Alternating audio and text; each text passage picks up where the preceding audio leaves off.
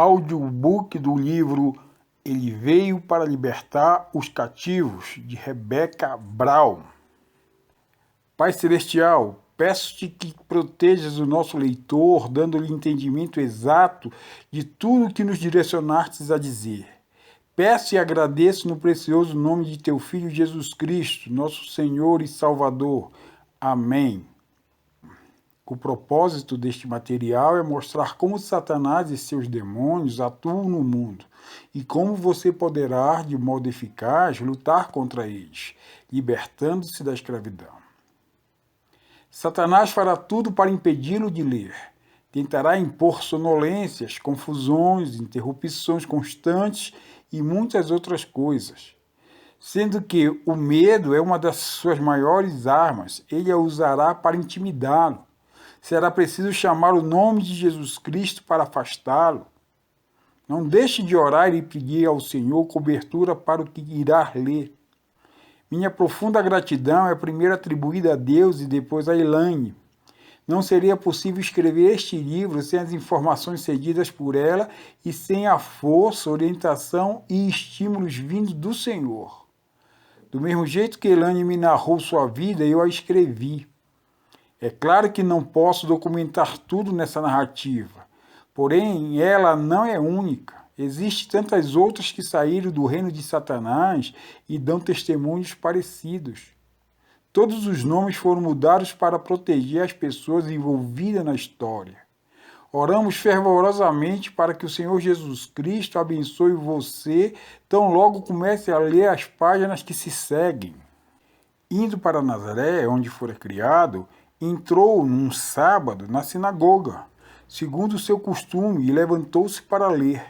Então lhe deram o livro do profeta Isaías, e abrindo o livro, achou o lugar onde estava escrito: O Espírito do Senhor está sobre mim, pelo que me ungiu para evangelizar os pobres, enviou-me para proclamar libertação aos cativos e restauração da vista aos cegos, para pôr em liberdade os oprimidos e apregoar o ano aceitável do Senhor. Tendo fechado o livro, devolveu-o ao assistente e sentou-se. E todos na sinagoga tinham os olhos fitos nele. Então passou Jesus a dizer-lhes: Hoje se cumpriu as escrituras que acabaste de ouvir. Lucas, capítulo 4, versículos do 16 ao 21. Ele veio para libertar os cativos. 1. Rebeca. Ela sentiu que havia algo diferente no lugar, desde o primeiro momento que atravessara a porta. Era como se a escuridão pairasse, não podia definir, mas estava lá, algo que ela sabia nunca ter experimentado. Rebecca é médica e era a primeira vez que entrava no Hospital Memorial para começar seu treinamento em residência. Terminara o curso de medicina no mês anterior e pela primeira vez em seus 30 anos saía de casa. Não tinha ideia de que as tragédias que aconteceriam naquele hospital transformariam para sempre ela e o curso da sua vida. A escuridão sinistra que sentia no espírito parecia espreitá-la, e de repente a envolveria numa série de acontecimentos que testariam no limite máximo o compromisso dela com o Senhor e Salvador Jesus Cristo. O primeiro teste viria logo. Rebecca já trabalhava há cerca de 2 meses no hospital. Numa noite, enquanto trabalhava na sala de emergência, a qual agora chamaremos de SE, lá pelas 2 da madrugada, trouxeram um homem aparentando ter 30 anos. Quando viu o corpo dele todo machucado e estraçalhado, Rebecca recuou de pavor. Antes de ser médica, ela já havia trabalhado como enfermeira em hospitais da cidade. Contudo, nem as experiências de 6 anos nas SE faziam-na lembrar de ter visto algo semelhante. Mesmo na correria com os colegas de trabalho para salvar a vida do jovem pastor, ela não conseguia parar de pensar: como isto pode acontecer? Quem teria feito tal coisa? Era óbvio que ele havia sido torturado. O seu corpo estava parcialmente sem a pele, inúmeros eram os ferimentos de queimaduras, cortes, chicotadas E o mais terrível, buracos na palma das mãos causadas pela introdução de ferros nela. Ele estava inconsciente e em profundo choque. Depois dos cuidados médicos, o paciente estabilizado e transferido para o CTI, Rebeca procurou pelos policiais que haviam socorrido o moço. Eles não tinham muito o que dizer, a não ser de que parecia tratar-se de um caso típico de sequestro. Acharam-no desmaiado e o primeiro pensamento fora de que estivesse morto. Recusaram-se a falar sobre o incidente e saíram rapidamente resmungando sobre ter de arquivar o caso. Todos na SE voltaram às suas tarefas como se nada de anormal tivesse acontecido. Particularmente, ninguém parecia surpreso pela condição do paciente. Rebeca novamente sentiu aquela esmagadora atmosfera. Estava tremendamente confusa e preocupada. No entanto, a despeito das circunstâncias, o trabalho a esperava. Até então, nada em sua experiência de vida poderia tê-la preparado tanto como o choque que o testemunho do pastor causaria ao narrar o que ia acontecer antes de entrar no hospital naquela noite. Ela nem mesmo sabia que o próximo golpe seria contra uma de suas pacientes, uma pessoa que amava muito. Mas, primeiro, deixe-nos descrever o treinamento que o Senhor deu a Rebeca, preparando-a para tudo que viria a acontecer. Foi-lhe concedido o tremendo privilégio e bênção de nascer em um lar cristão. Seus pais oravam por ela diariamente. Quando muito jovem, aceitou a Jesus como Salvador, mas não sabia nada sobre relacionamento pessoal com ele. Cresceu em uma denominação restrita e rigorosa, onde não lhe era permitido fazer amigos ou relacionar-se com pessoas de outros grupos. Foi rejeitada tanto dentro de seu meio como fora dele. Ridicularizada e criticada na escola por membros de outros grupos, ela cresceu solitária. Além do mais, era muito enferma, passando toda a infância, ora em casa, ora no hospital. Descobriram depois que ela possuía uma doença neuromuscular que, além de debilitá-la, era incurável. Mas a dedicação e as orações de seus pais foram para ela estabilidade e proteção. Nenhum temor impediu que Rebeca entrasse em um mundo oculto. Ocultismo este que aprisiona tantos jovens com antecedentes similares. No primeiro ano na escola de medicina, ela finalmente entregou todas as áreas de sua vida ao senhorio de Cristo. Deixou que ele fosse o seu mestre, assim como o seu salvador. Os 4 anos foram de intensa luta devido à doença neuromuscular e às dificuldades financeiras. Foram anos em que ela aprendeu a confiar no Senhor, a andar com Ele dia a dia, ouvi-lo falar em seu espírito, aprendeu a seguir suas orientações e a experimentar a provisão divina para cada necessidade diária. Antes de ingressar na escola de medicina, ela havia trabalhado durante 7 anos como enfermeira. Então, como resultado do poderoso mover de Deus em sua vida e de muitos milagres, ela abandonou a enfermagem e voltou a estudar, indo depois para a escola de medicina. Na época em que entrou no hospital memorial, Rebeca não sabia absolutamente nada sobre satanismo ou mesmo sobre Elaine, uma poderosa bruxa que morava perto dali. Ela nem sonhava que o fato de andar com Cristo naquele hospital causaria um impacto tamanho no mundo espiritual e que as forças das trevas ficariam enfurecidas. Viu-se envolvida numa luta tremenda. Elaine, uma das mais poderosas bruxas nos Estados Unidos, liderou um ataque organizado por muitas outras que usaram todos os poderes e habilidades da bruxaria para tentar matá-la. O primeiro ano de residência é também o primeiro do treinamento que um médico recebe depois da faculdade, indo especializar-se em alguma área. É o mais difícil e temoroso, e não foi diferente para Rebeca, exceto que ela estava consciente de que havia algo estranho e indefinível acerca daquele hospital. Algo que ninguém parecia notar, nem mesmo seus colegas cristãos. Era como se fosse uma atmosfera de ódio, murmuração e luta em todo o departamento e, por que não dizer, em todo o hospital. Uma atmosfera extremamente fria. Deus usou as pressões físicas e emocionais desse ano para aumentar sua intimidade com Rebeca. Ela constatou que, desde o começo, havia uma resistência incomum ao Evangelho e as pessoas com quem tentava compartilhar recusavam enfaticamente até mesmo ouvir. De fato, passados os 6 meses que trabalhava no hospital, a administração recolhera dos quartos todos os Novos Testamentos. Colocaram nos postos de enfermagens o aviso de que o empregado que fosse apanhado evangelizando os pacientes seria despedido no ato, não deixando de mencionar que aos ministros não seria permitido visitar na companhia de outros que não fossem os seus próprios paroquianos. E se tentassem evangelizar outros pacientes, seriam escoltados pelas seguranças e advertidos a não retornarem mais. O serviço de capelania não era permitido. Na realidade, parecia haver um esforço no sentido de banir qualquer menção ao cristianismo dentro do hospital. Rebeca fora designada para trabalhar no CTI.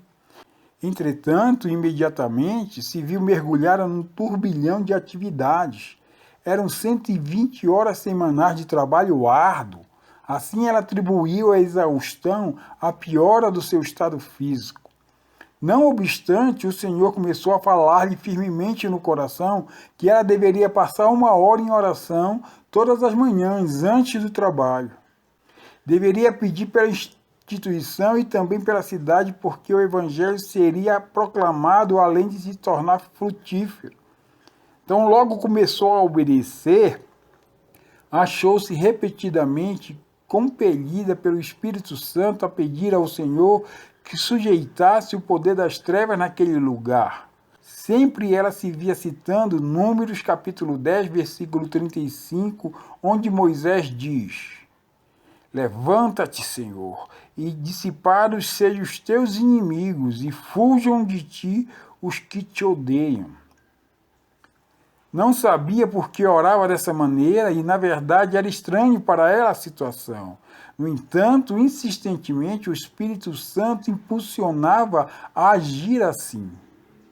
Como o Senhor mais e mais queimava-lhe o coração pelas almas daquele lugar, ela começou a pedir-lhe diariamente a permissão para tapar a brecha pelo hospital e pela cidade, do mesmo modo que está em Ezequiel, capítulo 22, versículos 30 e 31.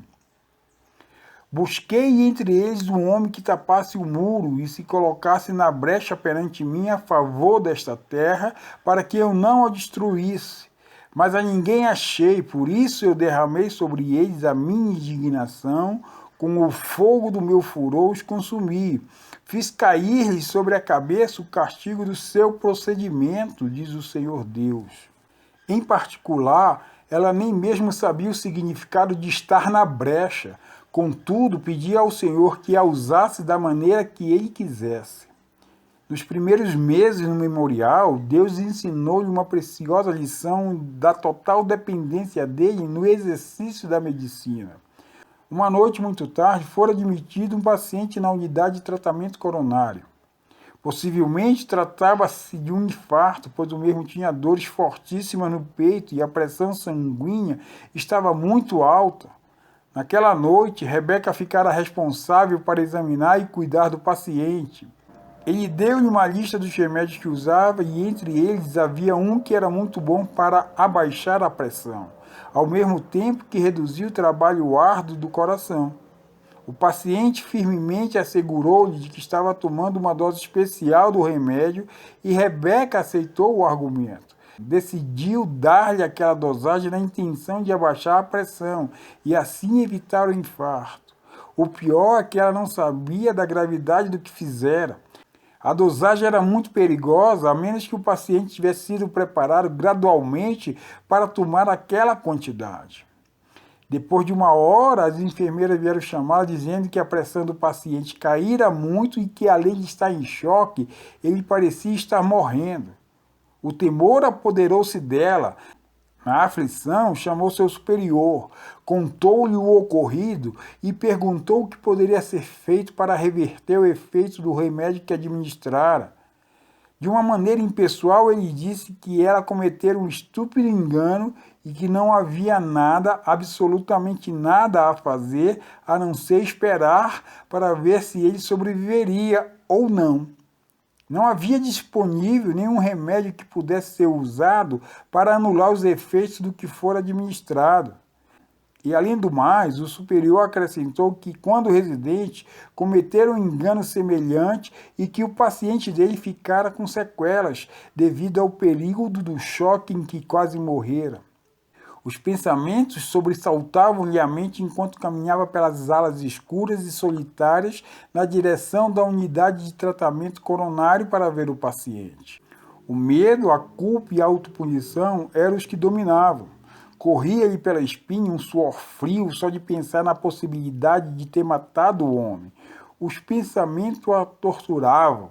Deus criou o universo onde causa e efeito trabalham em harmonia. Agora, por causa desta estupidez, este homem provavelmente morrerá, já que o remédio é absolutamente irreversível depois do efeito estabilizado.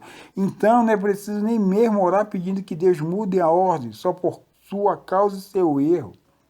Repentinamente, o Espírito Santo começou a mostrar-lhe o erro de seus pensamentos e gentilmente começou a fluir dentro dela, mostrando que ela era diferente. Ela era filha do rei e, sendo assim, possuía um privilégio especial que os outros médicos não tinham. Ela tinha o direito de pedir a Deus, o Pai, no nome de Jesus, para corrigir o engano. Fora para isto e muitas outras coisas que Cristo morrera na cruz. Abruptamente virou-se e correu até a capela. Lá ajoelhou-se diante do Senhor e começou a orar fervorosamente, pedindo a recuperação do paciente. Baseou-se no fato de que era a filha do rei e que podia obter ajuda numa hora de aflição, como está em Hebreus 4,16.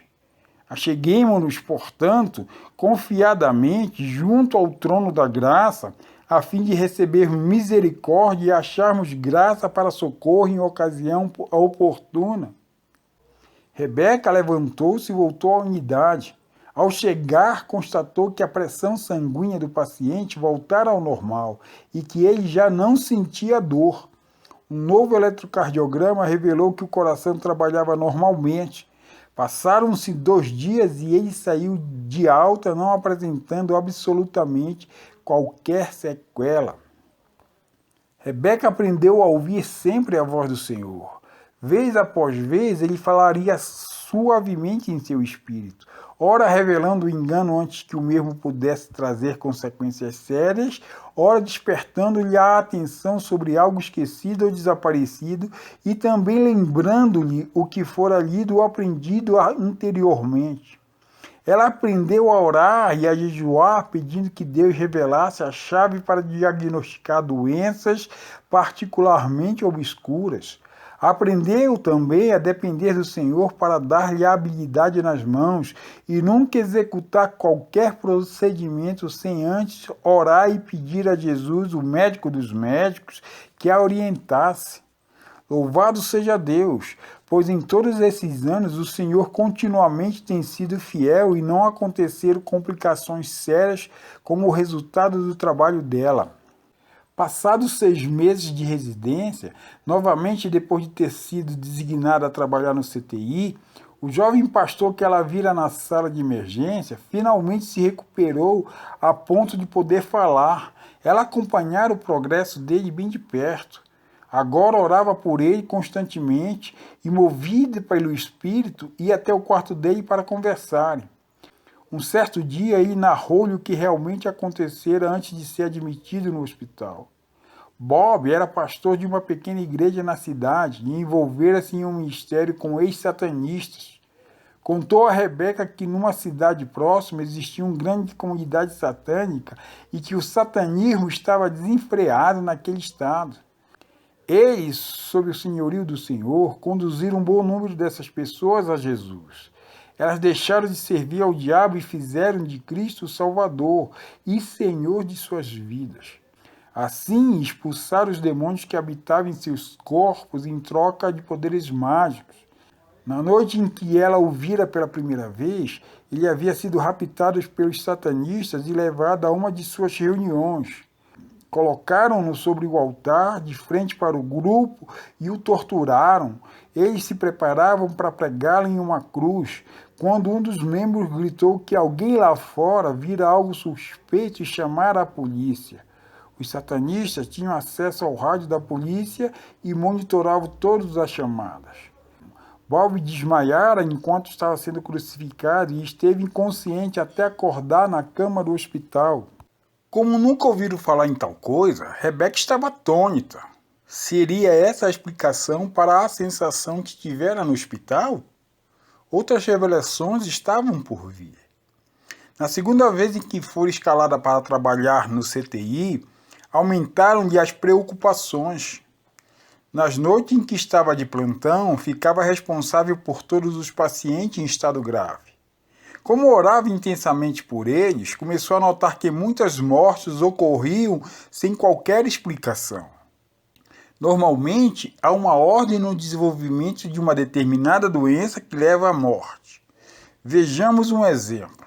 Se um paciente fica em choque, pressão baixa, devido a alguma hemorragia, e se a mesma for estancada ou se o volume de sangue perdido for reposto através de transfusão, a pressão não deverá cair novamente, a não ser que haja outra hemorragia ou que esse mesmo paciente sofra de uma infecção generalizada. No entanto, muitos dos pacientes de Rebecca, depois de estabilizados, sem qualquer razão aparente, pioravam o quadro clínico. Quando não era o coração que de repente parava de bater, era a pressão que descia a zero ou a respiração que cessava. Apesar de todos os esforços para salvar-lhes a vida, muitos morriam rapidamente. Rebecca presenciava a autópsia feita neles e cada vez ficava mais confusa quando a causa da morte não era outra senão a mesma que os trouxera ao hospital. Outro problema que afligia Rebecca era as frequências dos casos de, como são chamados na medicina, psicose aguda do CTI. Os pacientes, quando estão sob estresse de uma doença crítica, são transferidos para o CTI e ficam lá durante um determinado tempo. As luzes ficam acesas 24 horas. Os monitores ficam ligados e não existem janelas. Nessas condições, um considerável percentual fica desorientado e começa a ter alucinações. Isto é, começa a ver coisas que não são reais. Coincidentemente, no memorial, a incidência das psicoses do CTI era bem superior ao que Rebecca presenciara em outros hospitais. Ela se sentiu orientada pelo Senhor a conversar com os pacientes para saber o que eles viam exatamente. E, para sua surpresa, a maioria via demônios no quarto. Profundamente preocupada com a situação, ela começou a mencionar nas conferências as incidências das mortes e das psicoses. E, pelas manhãs, conversava sobre o assunto com outros residentes. Porém, ninguém parecia preocupar-se com a questão ou até mesmo dar crédito ao que ela dizia. Depois da terceira tentativa, chamaram-na até a sala do diretor do programa de treinamento e advertiram-na para que se calasse. Disseram que ela não tinha experiência suficiente para saber sobre o que estava falando. Quando Rebecca argumentou que a sua experiência somada ao tempo de enfermagem e medicina já era de 10 anos, disseram que se ainda continuasse a criar problemas, seria cortada do programa de treinamento. Assim, suas orações matinais tornaram-se intensas na busca de uma revelação do Senhor sobre o que estava ocorrendo, e a primeira confirmação veio através de uma de suas pacientes. Pior era uma senhora negra do sul dos Estados Unidos, crente fervorosa que estivera sob os cuidados de Rebecca durante 6 meses. Elas se amavam muito. Em uma determinada noite, Pio chegou ao hospital muito doente e Rebecca transferiu para o CTI. Na manhã seguinte, dentro da rotina normal de trabalho, ela foi ver os pacientes e as enfermeiras disseram que Pio estava alucinando. Rebecca assustou-se porque conhecia sua paciente muito bem. Sabia que ela era uma cristã fervorosa e que sofrera muito, por isso não se entregava ao pânico facilmente. No exato momento em que entrou no quarto, Pio estava chorando. Quando Rebeca quis saber o motivo, ela disse que se não fosse retirada do CTI, uma enfermeira poderia matá-la naquela noite. Contou-lhe como proceder essa enfermeira ao cuidar dela na noite anterior. Dissera a Pio que não era necessário que ela lutasse para viver, porque poderia facilmente reencarnar-se numa vida futura. A enfermeira falou também que invocaria as entidades superiores para levá-la para essa maravilhosa vida futura. Quando ela lhe impôs as mãos falando as palavras em uma língua estranha, Pio reconheceu que era um ritual de feitiçaria. Ela conhecia por experiência própria o vodu, a magia negra e os demônios, e declarou tê-los visto no quarto. Disse a Rebeca que se o mesmo acontecesse de novo, ela morreria, pois estava bastante debilitada para lutar. Rebeca estava estarrecida. Ela conhecia Pio o suficiente para saber que ela não estava mentindo e que também não estava louca. A enfermeira de que Pio falava era uma senhora idosa, agradável, atraente e extremamente habilidosa. Além de organizada e inteligente, ela procurava certificar-se do bem-estar dos pacientes. E o pior, era respeitada pelos médicos e pelas outras enfermeiras. No conceito de Rebeca, ela era um tanto indiferente e carrancuda. Porém, esse conceito, Rebeca atribuía às pressões do trabalho que ela exercia. De qualquer maneira, ela não podia achar defeitos no trabalho da enfermeira. Não possuindo provas, era impossível conversar com quem quer que fosse, pois iriam falar que ela estava louca. Naquela época, ela pouco sabia sobre bruxas e quase nada sobre demônios. Então só havia uma coisa a fazer: orar. Todo o tempo disponível, ela passava de joelhos na capela em oração. Na realidade, a capela estava sempre vazia porque ninguém a usava. No final do dia, o Senhor confirmou em seu coração que Pio estava falando a verdade. Ordenou-lhe também que durante a noite assentasse à beira de seu leito, pois estava em estado tão grave que não poderia ser retirada do CTI e Rebeca poderia fazê-lo porque não estava de plantão naquela noite. O que estava para acontecer naquela noite mudaria para sempre a vida de Rebeca. Quando assentou-se ao lado da cama de Pio, não esperando que realmente algo acontecesse, sentiu uma opressão demoníaca como nunca antes. Ellen, a enfermeira encarregada do CTI, não entrou no quarto durante toda a madrugada. Rebeca sentia vir contra ela um incrível e invisível poder. Era como se uma mão gigantesca tentasse esmagá-la contra o chão e uma força invisível tentasse sugar toda a vida de seu corpo. Ela tentava entender a situação cientificamente, repetindo para si mesma que tudo era fruto de sua imaginação. Contudo, isso não a ajudou. Sentia-se tão fraca que não conseguia nem mesmo permanecer assentada. Pio sentiu o mesmo. Assim, de mãos dadas e sem fazer barulhos, elas oraram pedindo ao Senhor que as cobrisse com o precioso sangue de Jesus. Eles, pois, o venceram, Satã, por causa do sangue do Cordeiro, por causa do testemunho que deram. Apocalipse, capítulo 12, versículo 11. Foi uma noite de uma luta espiritual tremenda. Mesmo assim, Pio amanheceu segura e Rebeca retirou-se do CTI pela manhã. Outras revelações vieram logo após. Semanalmente, Rebeca lecionava um estudo bíblico para alguma das enfermeiras que ela mesma conduzira a Cristo. Uma delas, Jean, finalmente contou-lhe como se envolveram no satanismo antes de se converter. Ela disse que Ellen a treinara para que se tornasse uma médium e estava para iniciar-se quando Rebeca entrou no hospital e começou a falar-lhe sobre Jesus. E como resultado, ela o convidou para ser seu Senhor e Salvador, recusando-se a manter qualquer relacionamento com Ellen e as outras bruxas. Mas mesmo assim ficou com medo delas. De acordo com Jim, Ellen considerava ser seu ministério escalar-se para cuidar dos pacientes mais graves no CTI. Então, quando estava com eles, falava que não era necessário que lutassem para viver, porque poderiam facilmente reencarnar-se numa vida futura sem dores e sofrimentos.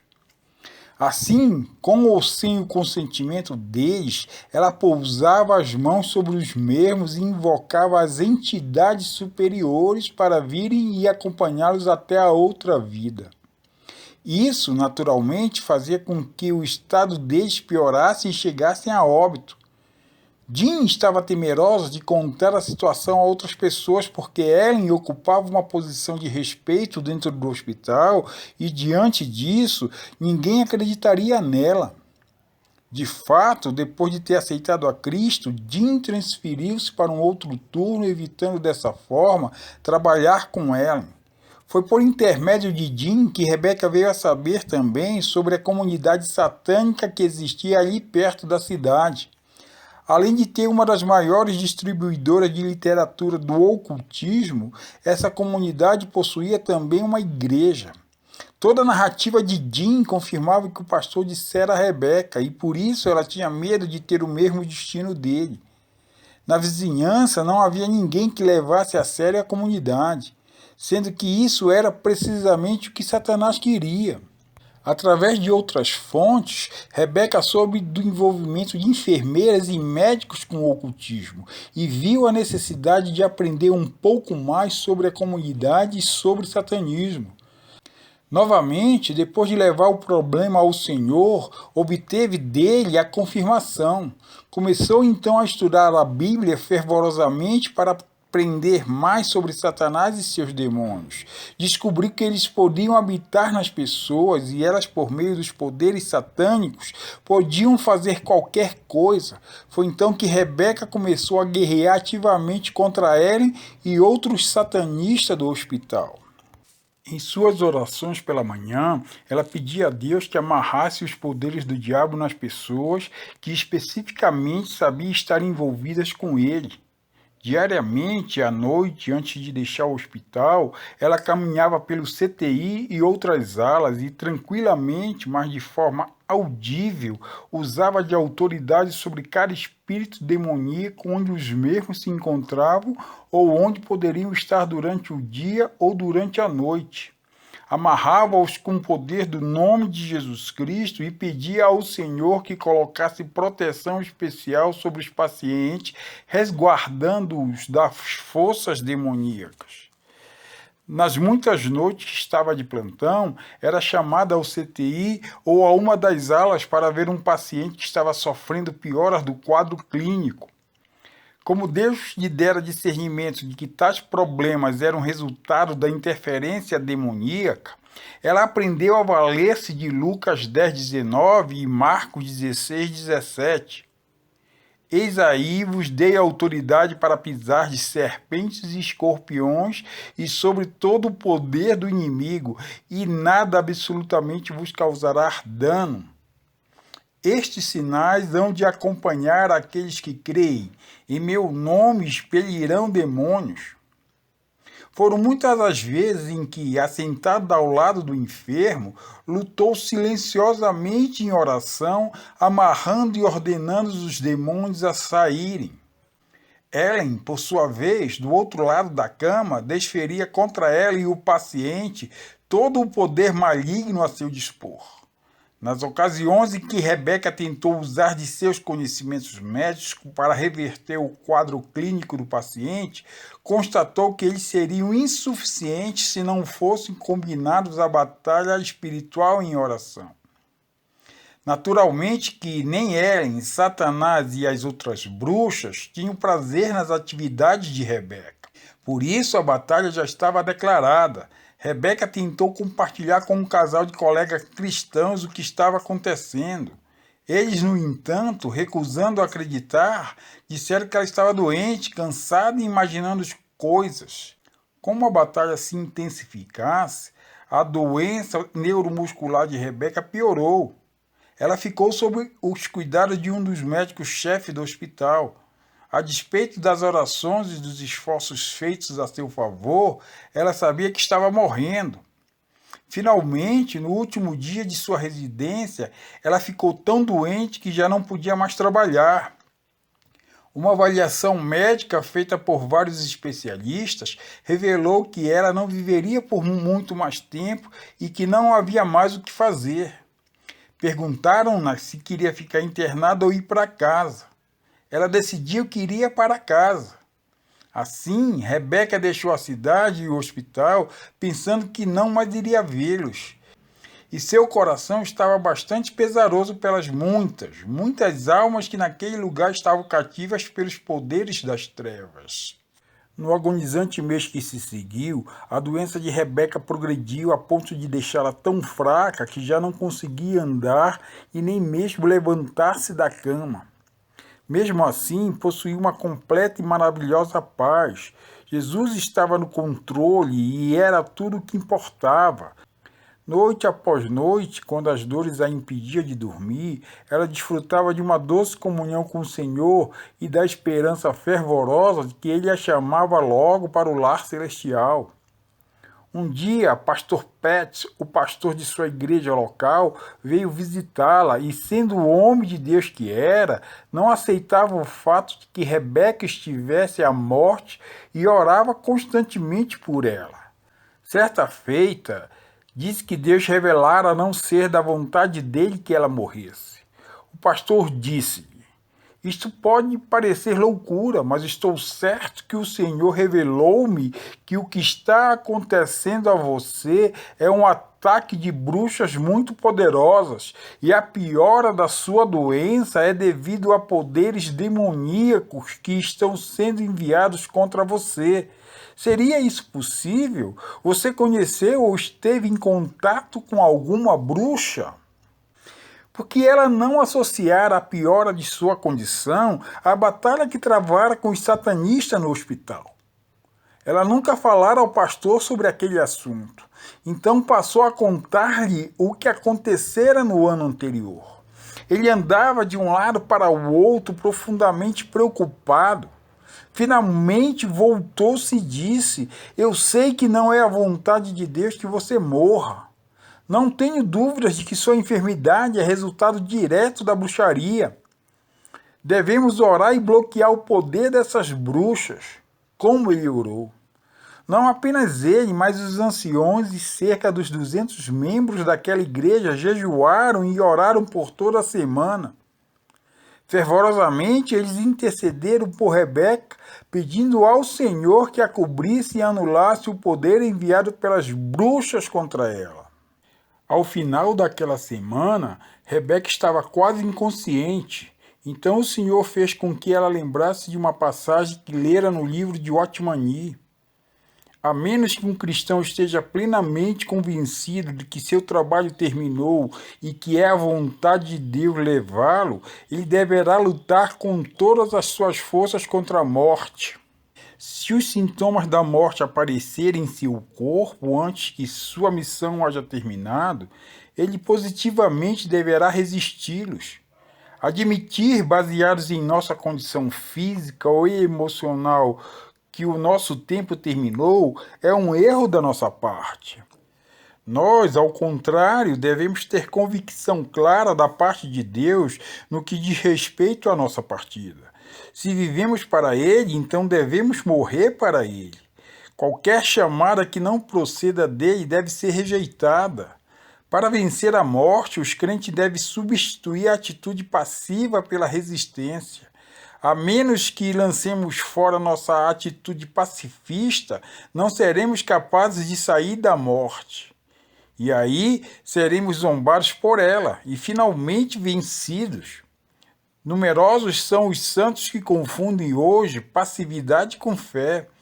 Alego que entrego tudo a Deus, penso que se não for a hora da morte, Deus o salvará. Porém, se essa hora chegou, que a vontade de Deus se cumpra, esse comportamento parece correto. Mas podemos chamá-lo de fé? Não, absolutamente, é apenas passividade preguiçosa. Quando não sabemos a vontade de Deus, devemos orar. Não a minha vontade, mas a tua seja feita. Lucas 20, capítulo 22, versículo 42. Isso não quer dizer que não devemos orar especificamente levando diante deles os nossos pedidos. O certo é que não devemos submeter-nos passivamente à morte. Deus instruiu-nos a agir em conformidade com o querer dele. A não ser que saibamos ser sua vontade, não devemos permitir que a morte nos oprima. Ao invés disso, devemos resisti-la. Eis o porquê de tal atitude. A Bíblia fala dela como sendo nossa inimiga. O último inimigo que será destruído é a morte. 1 Coríntios, capítulo 15, versículo 26. Do livro O Homem Espiritual, Watchman Nee. Enquanto o Senhor trazia à memória de Rebeca as passagens acima, o Espírito Santo suavemente dizia que não era vontade do Pai a morte dela e que ainda ela teria muito trabalho a fazer. Portanto, ela deveria lutar e resistir a Satanás, recusando-se a aceitar qualquer enfermidade ou morte trazidas por ele. Ela lutou por um pouco, porque no fundo do coração não queria viver, não queria lutar, queria ir para o céu com o Senhor e desfrutar de toda a alegria e paz que aguardavam por ela. Porém, a voz mansa e doce do Espírito Santo insistia. Finalmente, com muitas lágrimas, mas com os pés firmados na rocha, começou a resistir ao diabo e ordená-la sair no nome de Jesus e que ela não mais aceitava a doença ou a morte colocadas por ele. Após algum tempo, o Senhor revelaria para Rebeca que a única razão pela qual ele fora capaz de mostrar-lhe a sua vontade e fazê-la lutar resistindo à morte devia-se à poderosa intercessão do pastor Pate e seus irmãos. Os músculos de Rebeca estavam tão fracos que ela teve que passar 3 meses se recuperando. O Senhor, no entanto, a sarou por completo. Assim ela retornou ao hospital memorial para terminar o treinamento, pronta ao menos para o encontro que o Senhor estava preparando para ela e Elaine, a bruxa que organizara o ataque para matá-la.